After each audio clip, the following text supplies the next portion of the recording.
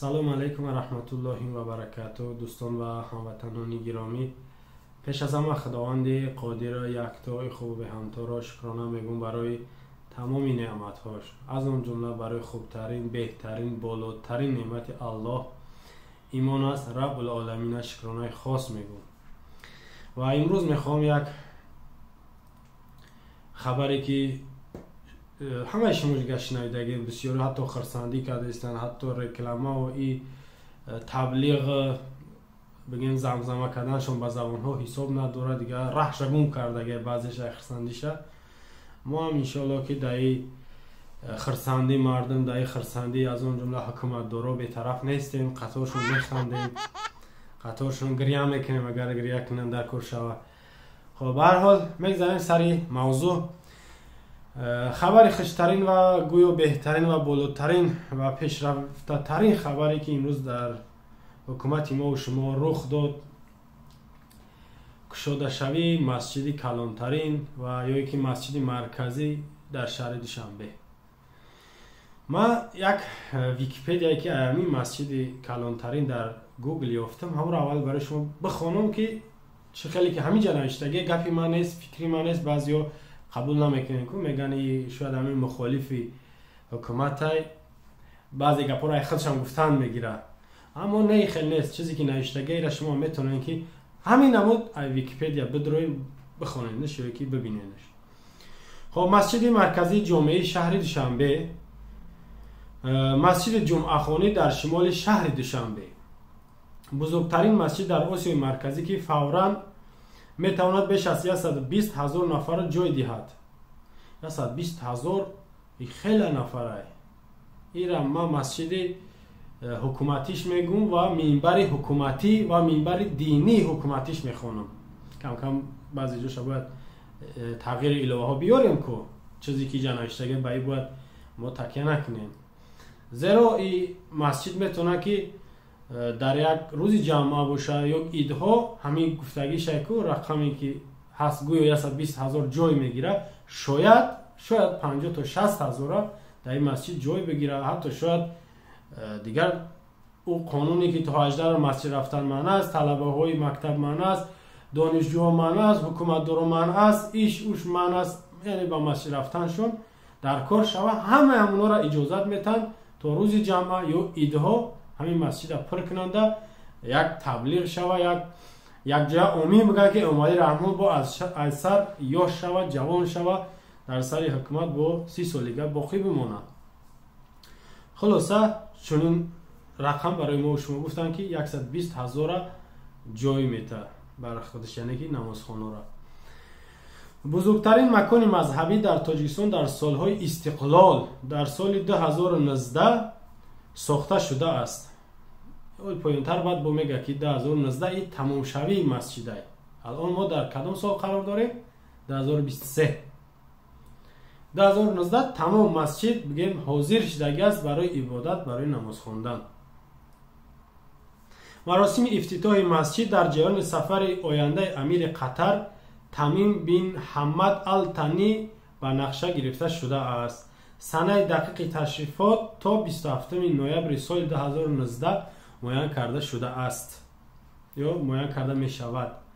шумо медонед ки имрӯз таърихи 8/06/2023 ҳай.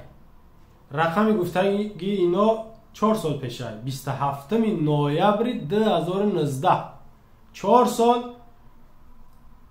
асосгузори илаллази улаллази сарфармондаи олии ҳуҷайраҳои мусаллаҳ, президенти тоҷикони беному нишон, президенти мардумӣ маҳбуб маҳқул муҳтарам Эмомалӣ Григорович зора тавалло дархостҳои бешумор фиристод то ин ки 4 солда амири Қатар номша хондем Ҳамад Алтонӣ ва алҳамачидони ба Душанбеи мо шумо имрӯз омад. чӣ хел фаҳмидем? 4 сол изораҳо, таваллоҳо, номаҳои бешумор, беҳисоб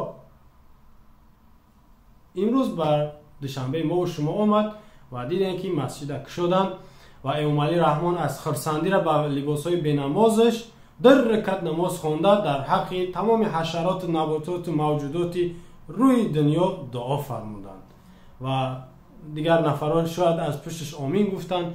ما آمین میگیم اگر هیچ کس نگفته باشه ما آمین میگیم که همون حشرات ضرر رسان باشه یا همون حیوانات وحشی و دهشت آور یا که همون چی نمود بگیم که موجودات ضرر رسان که در روی دنیا هسته اگر دعای پرزیدنت محبوب و محقول قبول شده باشه ما هم امید میگیم که همون حشرات های ضرر رسان روی زمین نشیده باشه. و دیدن که با زوره و تولای ایشان امروز این پرزیدنت قطر به تاجیکستان ما و شما تشریف آوردن. اما 4 سال من نمیفهمم که چرا 4 سال ده نه نامه قبول شد یا که درخواست امام رحمان به قطر رفت تو اینکه به دوشنبه ما و شما بیا. همین صورت هم ببین چی معنی داره این صورت؟ پرزیدنت محبوب ما عربی را نمیدونه چی بخوانیده است، ترجمان در پیشش نیسته. شاید رئیس جمهور قطر گفته است البته که آلتا کلبون کبیر مسیر که الی جهنم سعیر. تو چی میخوندی؟ تو چی فهمیدی ای گپیو؟ ترجمان در بریت نیست، تو نمیدونی زبانی عربی را. سند تهکرسی مسجد از جانب پرزیدنت تاجیکستان امام علی رحمان ماه اکتبر سال 2009 گذاشته شده است. حال با بلدوزر ایشان میتونن رکلابش میکنن 2009.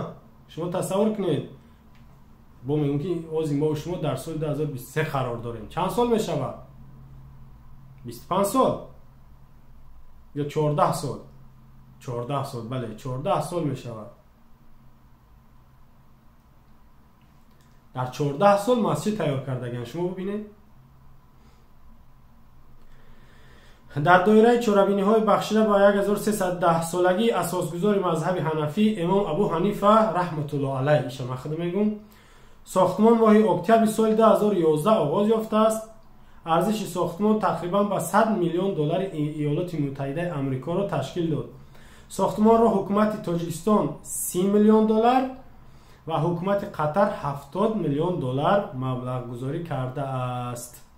ایشا بدانید 70% مسجد قطر مبلغ گذاری کرده، پولش مصرفش داده گویا ایجا اینا 100% نیست، گویا 30 میلیون دلار تاجیکستان مصرف کرده.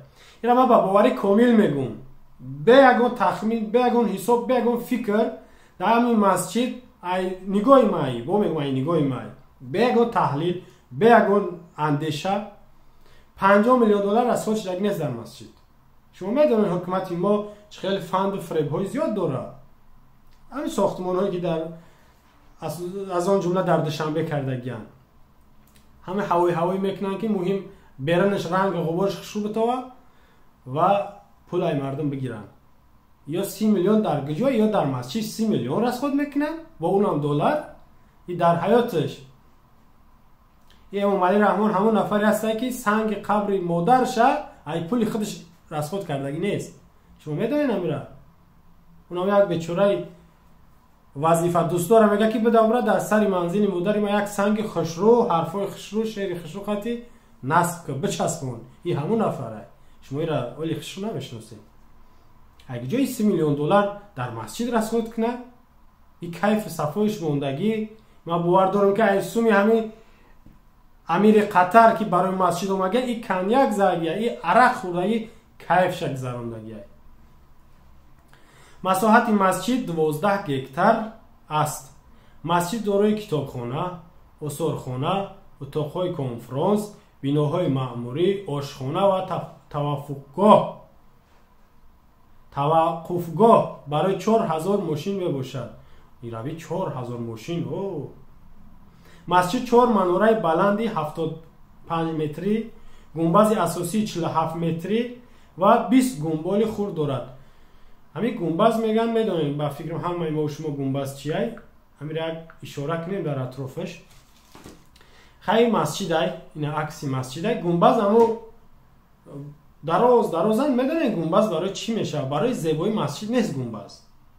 گنبد هر قدر بلند باشه همون قدر وقتی که اذان میتن کو بلندگویک در گنبزو میزنن آوازش دورتر میروه، بیشتر میروه، میدونین بهتر میروه. وقتی که گنبز ده بلندگویک برای اذان میزنن یا بعضی کشورها ده حتی صلوات میخونن، یگان اعلانای مهمه، یگان سخنای مهمه که در همون اعلانش میکنن، یعنی میشنوه اهل محله گرد اطراف. اما در مون اذان منه، اذان دادن ممکن نیست و اونم در دوشنبه. چگونه؟ ایو گنبزایی که 75 متری 4 دونه ایو آواز اذان ببرویه.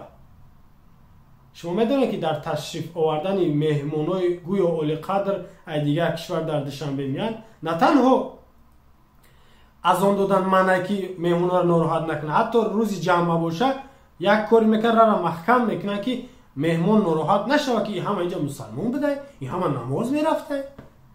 اما در دیگر کشورها این خیلی نیست.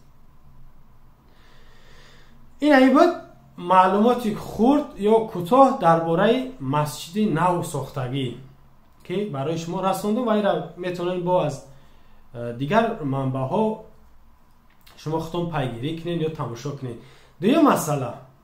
دیگه مسئله که میخوام صحبت کنم در اطرافش خیلی با همین عنواناش بگم که خرسان شوه امام علی رحمان رو در نظر دارم با عنواناش صحبتش کنیم، تخلصاش بگیم. ای خرسندیش ای باید دتا تلویزر قطیمه را تماشا کنه، دتا تلفن در پیش باشه با دیگر وزیرهاش پیامک بده که بیرحمانه نوار ای هموطن مونه یا که مخلص مونه نشر کنید در تمام شبکه های داخلی و خارجی و تگ زمین روی زمین. امام علی رحمان این پرزیدنت بسیار محبوب خاکسار، شما ببینید در رکعت نماز خوانده نمانده که صورت بگیرین. شما چه خیلی فهمیدین خاکساری چونین پرزیدنت در روی دنیا هست؟ در 7 سال در رکعت نماز خون. این خیلی نماز شما دیدگی هستین و او هم با تشبوس یا که با آمدن یک مهمانی همچون مسلمان از قطر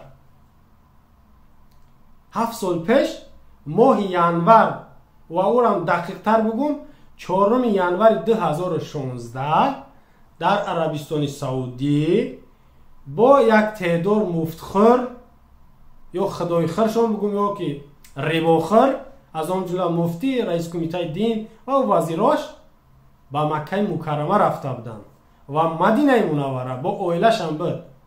شما ببینید مردی بگیم عظیمه، مردی بسیار خاکساره که خودش تنها نرفت، ها میگن در فکر یک دیگر باش کو با خودش برد نفر را انا اونجا در رکعت نماز خوانده بود. او من نمیگم در وقت تورا داشت نداشت، ایش ما نمیدونم.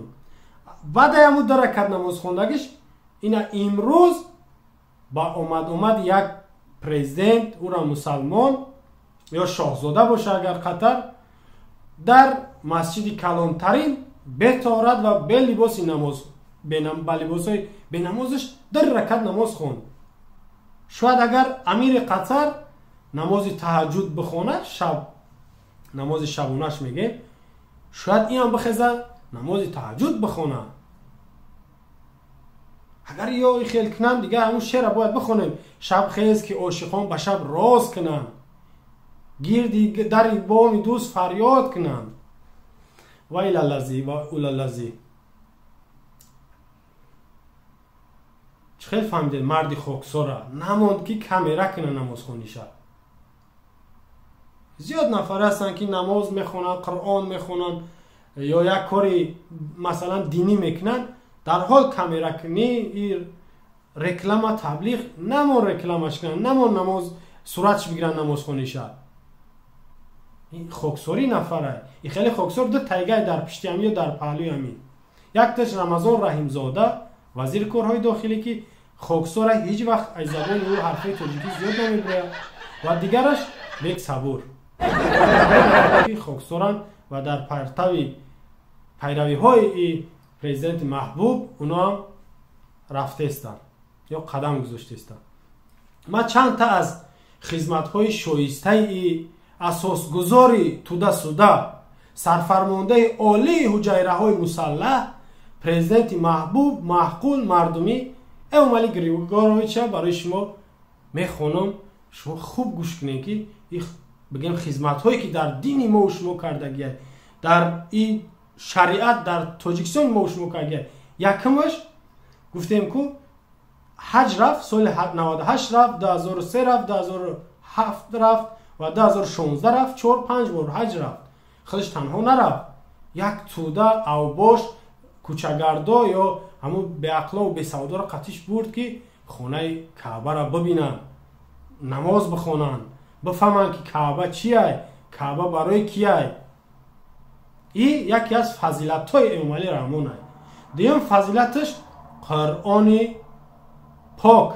нигоҳ кунед, Қуръони пока ба тоҷикӣ дастур дод ки тарҷумаш кунед. ҳар кас намекунад. агар ҳамин намекард, мо имрӯз Қуръонро дигар чӣ хел мехондем? тоҷикӣ набуд.